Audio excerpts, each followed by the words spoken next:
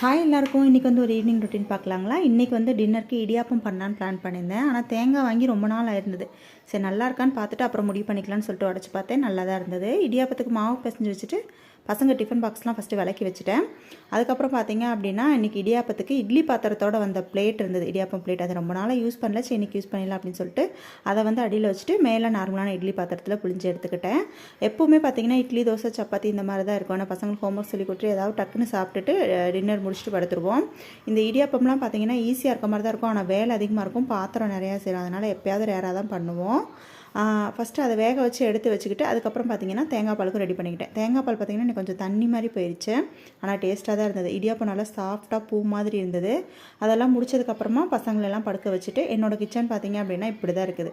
சரி அதை க்ளீன் பண்ணிடலான்னு சொல்லிட்டு கையோட க்ளீன் பண்ணிவிட்டு கடைசியாக எனக்கு ஒரு ஜீரா வாட்டர் போட்டு குடிச்சிட்டு தூங்க போயாச்சு. உங்களுக்கு நம்ம மினி விளாக்ஸ் எல்லாமே பிடிச்சிருந்தா லைக் பண்ணிட்டு சேனலை சப்ஸ்கிரைப் பண்ணிக்கோங்க.